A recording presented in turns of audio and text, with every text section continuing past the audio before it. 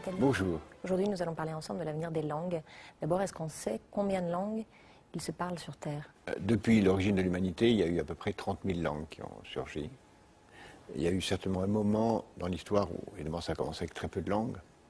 Et puis ça s'est développé, le nombre de langues a augmenté.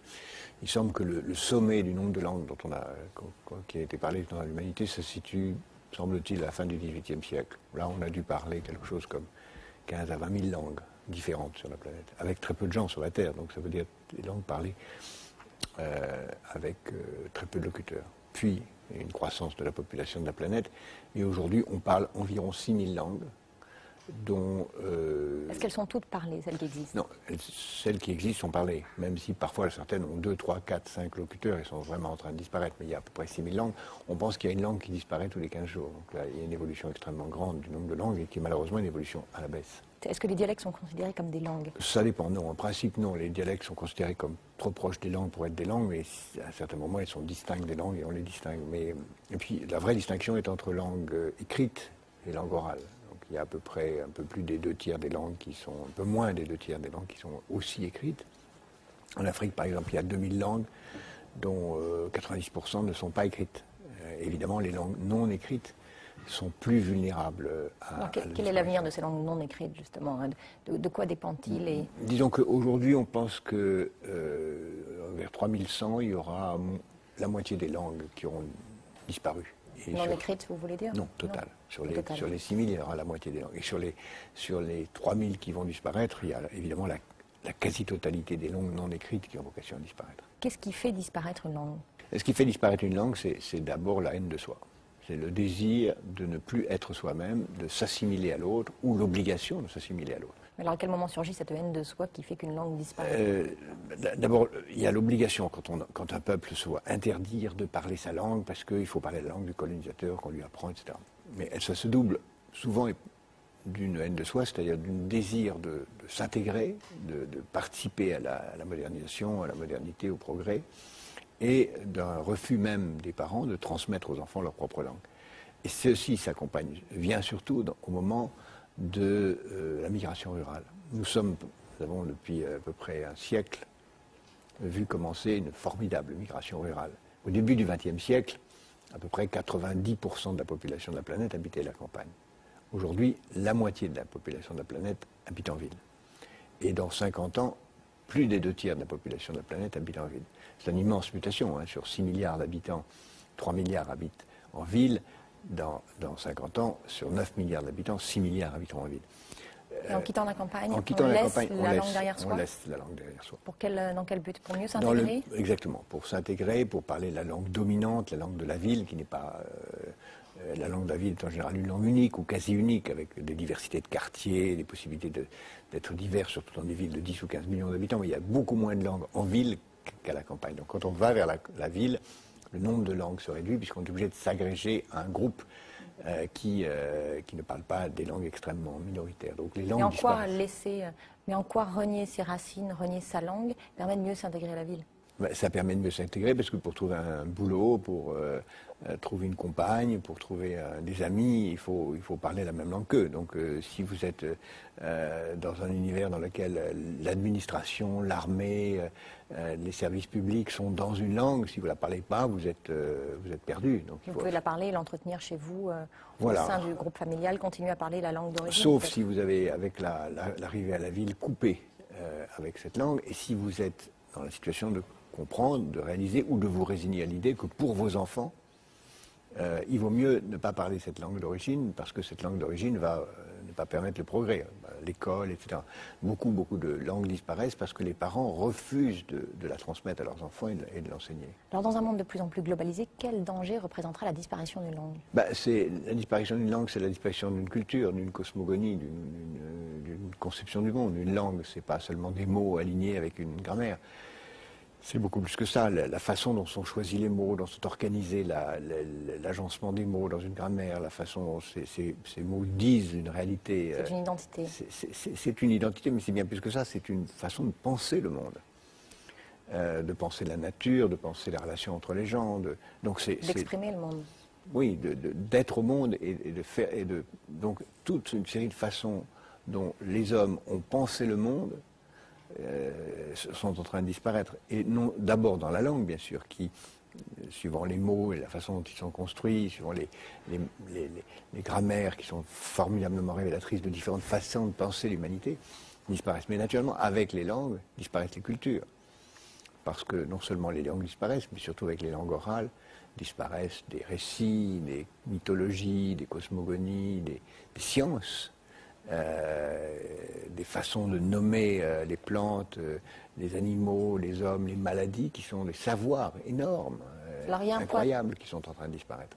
Alors il y a un poids culturel très important dans la transmission d'une langue, mais est-ce qu'il y a un poids économique? Oui, parce que d'abord, une langue commence quand deux personnes ont envie de parler l'une avec l'autre. C'est banal à dire. Donc on parle d'ailleurs du commerce, au sens de je commerce avec quelqu'un. Le mot commerce revient d'abord de la commerce, ça renvoie à conversation. Donc le commerce, c'est d'abord le commerce de la conversation. Ensuite, le commerce lui-même suppose que vous parlez la même langue. Si vous ne parlez pas la même langue, vous ne pouvez pas négocier le prix d'une chose ni échanger des choses.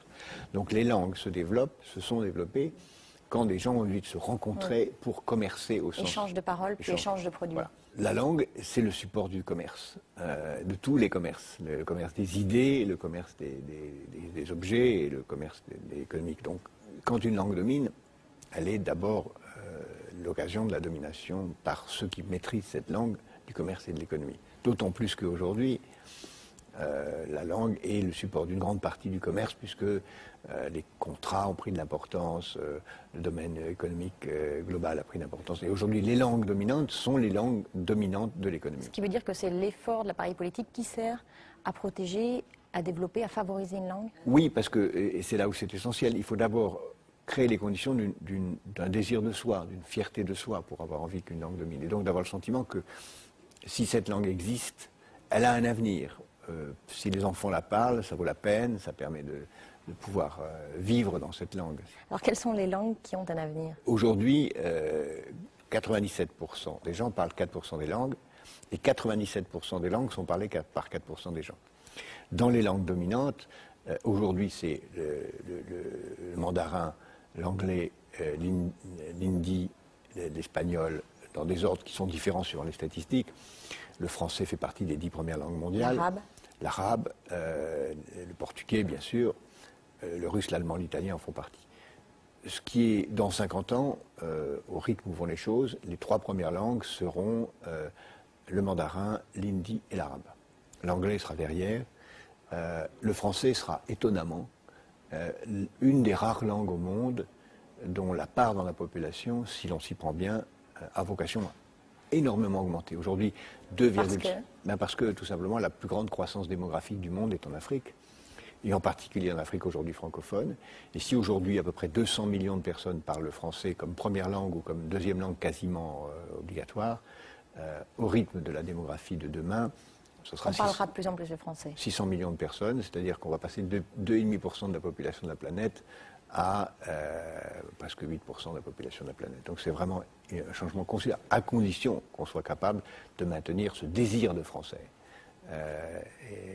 ou ce désir d'autres langues pour d'autres langues.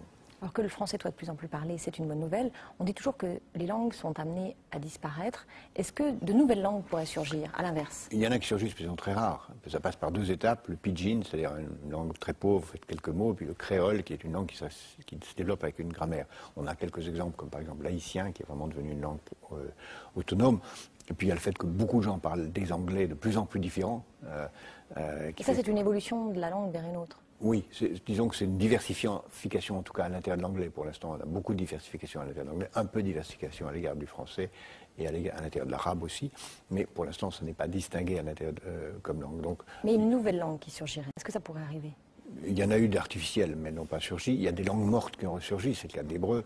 Il y a quelques langues qui ressurgissent par une volonté nationale, mais c'est extrêmement rare. C'est très peu comparé aux langues qui disparaissent. Alors, un nouveau langage, par exemple Internet, est-ce que les nouvelles technologies pourraient amener le surgissement d'une nouvelle manière de communiquer, à une forme de langue? On a longtemps prétendu que Internet allait entraîner la victoire de l'anglais. Et moi, je pense depuis très longtemps que c'est exactement le contraire. C'est-à-dire ? Parce que Internet permet premièrement aux gens de parler beaucoup plus leur langue et de la faire connaître, même des langues très faibles comme le Navajo, qui est la principale des 200 langues amérindiennes qui continuent à exister aux États-Unis. Le Navajo, qui n'est plus parlé que par 150 000 personnes, va retrouver une nouvelle vie par Internet et par le fait que les gens parlent cette langue. Toutes les langues vont avoir beaucoup plus de vie grâce à ça. Et puis il y a une chose qui, grâce aux nouvelles technologies, va bouleverser... Parce qu'il y aura plus de gens parlant cette langue sur Internet qui communiquent, qui échangeront, je comprends. Parce qu'ils auront la possibilité de parler leur langue entre eux, beaucoup plus par Internet que parce qu'ils pourront échanger, même s'ils ne sont pas là. Mais de quelle manière est-ce que cette langue sera davantage transmise ? Elle sera davantage transmise parce qu'il y aura du plaisir à la parler, parce que quand vous êtes dans la ville, vous pourrez parler à la campagne dans votre langue grâce à Internet, ce qui était beaucoup moins le cas avant. Et puis il y a une nouvelle technologie qui va être absolument révolutionnaire, qui commence à peine à surgir, mais qui va tout changer, c'est la traduction automatique.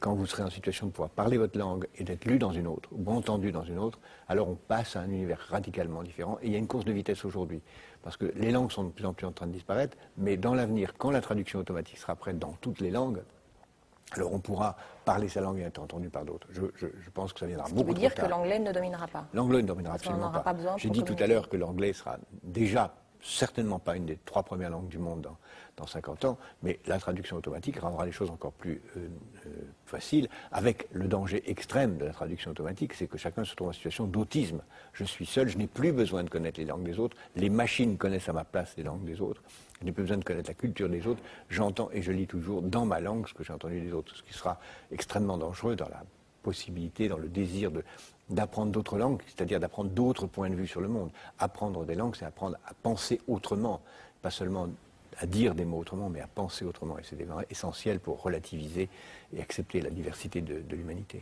Je ne voudrais pas terminer cette émission sans parler d'une langue un peu à part, mais qui devrait être davantage peut-être enseignée. En tout cas, c'était prévu, c'est la langue des signes.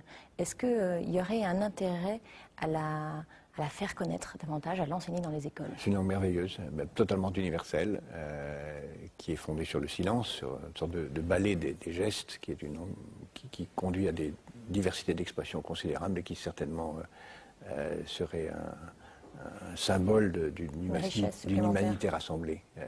Il faudrait pour ça qu'il y ait davantage de professeurs, davantage de moyens de l'apprendre, et qu'on ne la considère pas comme une langue des faibles ou une langue de l'infirmité, mais au contraire comme une nouvelle façon pour l'humanité d'être pleinement soi-même. Merci Jacques Attali, je vous retrouve la semaine prochaine pour une autre conversation d'avenir. En attendant, je vous invite à retrouver cette émission sur notre site internet publicsena.fr, rubrique Conversation d'avenir. Vous pourrez y réagir, la regarder ou même la podcaster. Merci, à la semaine prochaine.